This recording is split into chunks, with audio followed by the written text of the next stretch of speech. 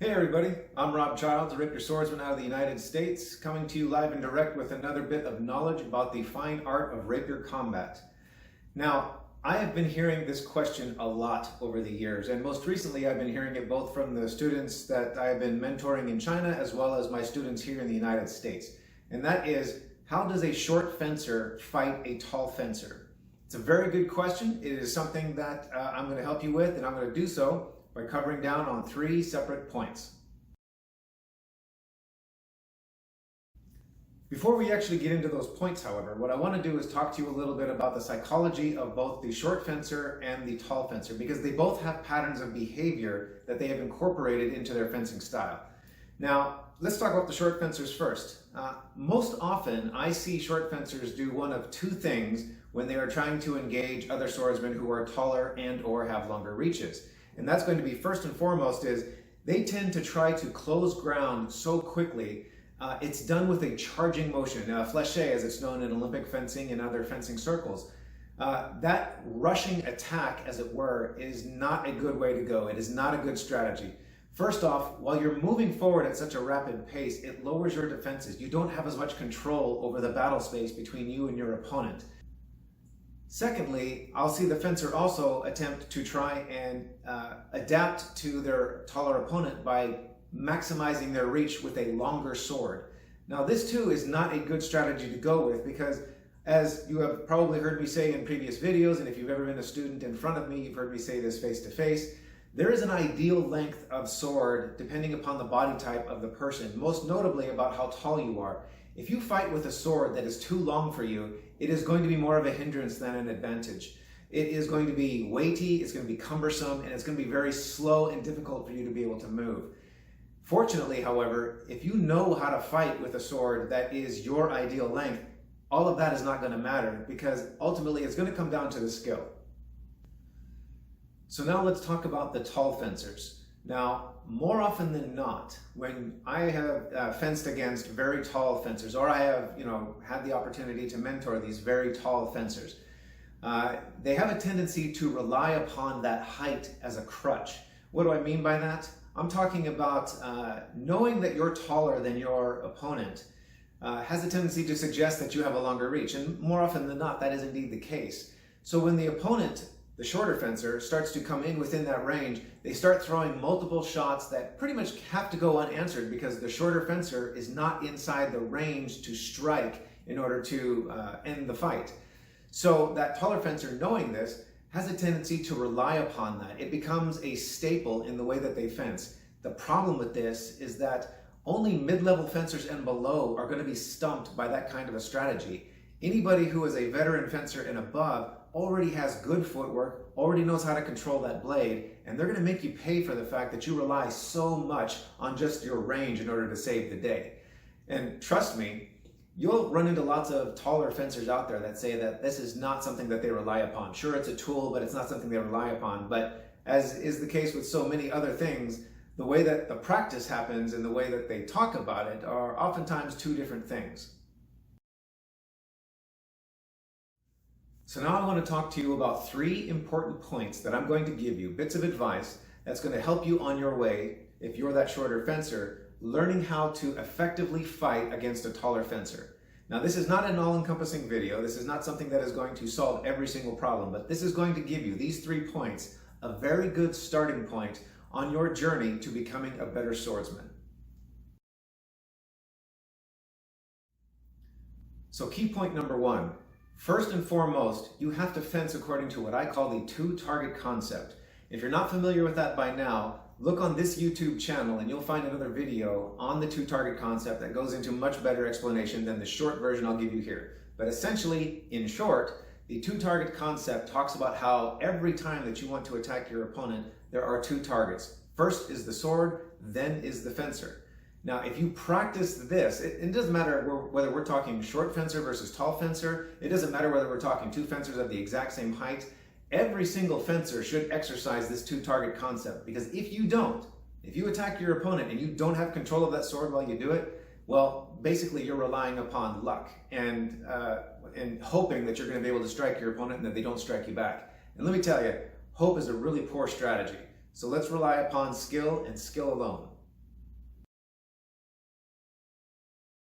So let's talk about that second point, and that is people have a tendency when they are the shorter fencer fencing against a taller fencer, and let's go to the extremes. Let's talk about a shorter fencer who's fencing a really tall fencer. Let's maximize that difference between the two fencers. That shorter fencer has a tendency, in my experience when I have watched these bouts taking place, the shorter fencer has a tendency to forget that there is more than just the torso and the head when it comes to targeting another fencer. They get so locked on to the target of the core that they forget that there are other targets available. Now, what do I mean by that? Well, anytime a taller fencer reaches out on the attack, yes, they can reach out with a range that is well outside of the shorter fencer's ability to strike back to the torso. But that is not all the targets that there are. When that taller fencer reaches out, always remember, they cannot threaten you unless they offer you something in return. And I'm talking specifically about the arm and the leg. The leg is what carries them forward. It's what allows them the mobility in order to fence against you. The arm is the thing that allows them to offend. Now, when they reach out to you on that attack, that arm is a very viable and vulnerable target. And I'm going to cover it down with a little bit of video footage that I shot with some other students of mine that have been getting some mentoring along the way.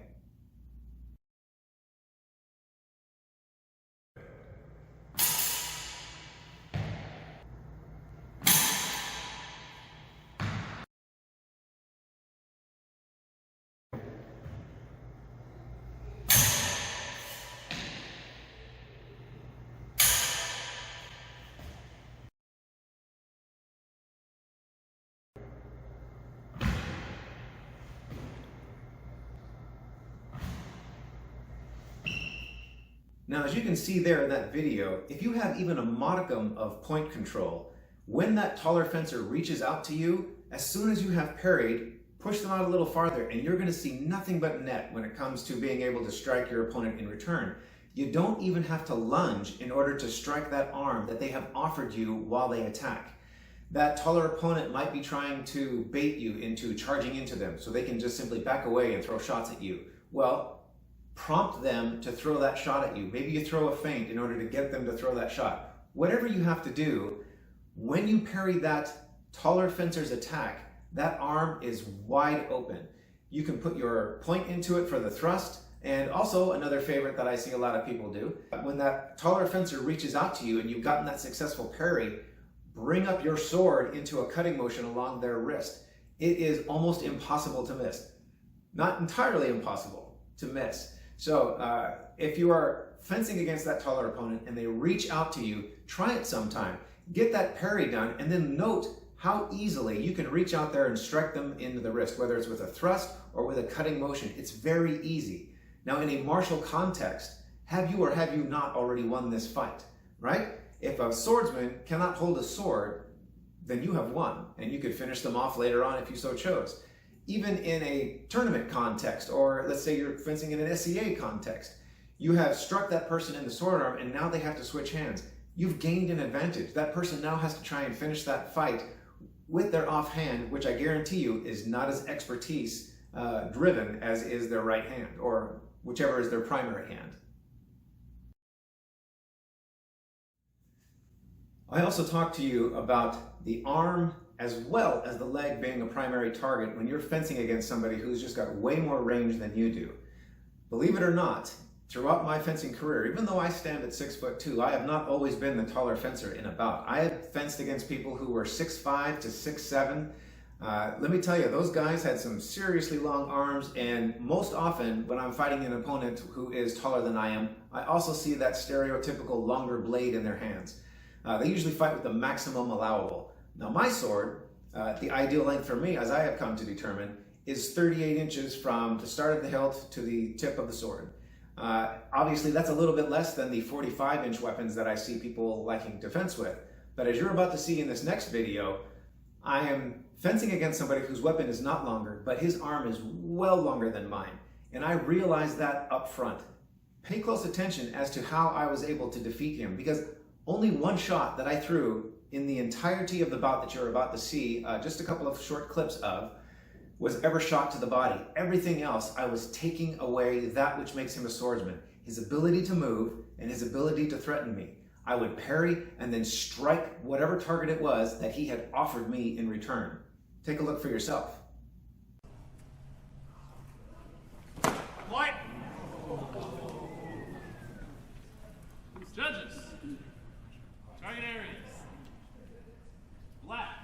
Strike to the arm. White. That one was not good. Judges. Target area. It's black.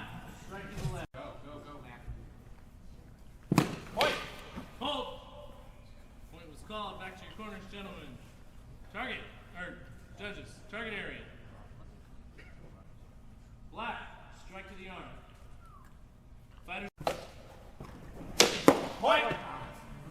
That was, again, not the tip. Judges. Target area. Black. Strike to the leg. In previous bouts, that opponent that I faced in the gold medal match, he had taken out fencer after fencer just by simply keeping his range on them. They would come in for the attack and he would keep his body away and he would strike them on the arm, the head, the body, wherever the case was, because he had the ability to do so.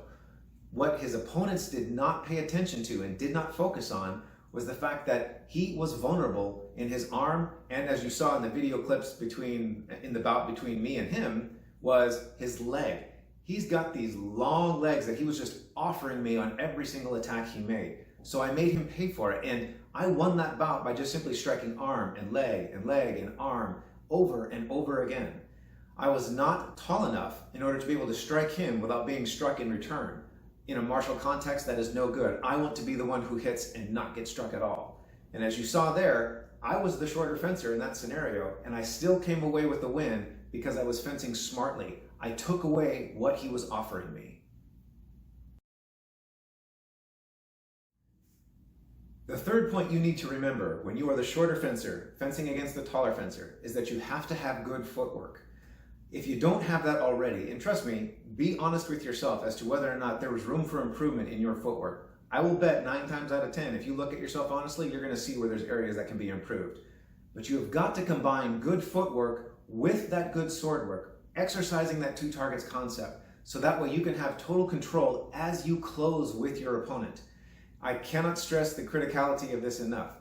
Fully, movement is 50% of any swordsman's defense, but also obviously there's very little you can do offensively if you don't have good footwork. So I strongly encourage you, make sure that you work on that footwork so that way you can be a total whole rounded fencer. So I hope you were able to get some good information out of this video. Remember, this is not meant to be an all-encompassing video on how a short fencer can fight a taller fencer. This is just meant to give you a good starting point so you can begin that education and get that practice in that is so desperately needed for every single one of us. Remember too, I go into much greater depth in the book that I'm going to be releasing right around the end of this year, beginning of next year, and it's going to go into much greater detail as to how that shorter fencer needs to engage with the taller fencer. And you taller fencers out there, take note, read that chapter as well, because all you got to do is reverse the direction and you're going to understand exactly where you need to improve and how you become that dynamic fencer so you don't rely upon that crutch, as I see so many taller fencers do, as the means by which that their whole style rotates around. So if you have any questions, as always, you can leave the questions in the YouTube comment section here. You can reach out to me on Facebook. I am more than happy to help out where I can. And in the interim, I hope you guys are staying safe, and I look forward to fencing against you in a tournament soon.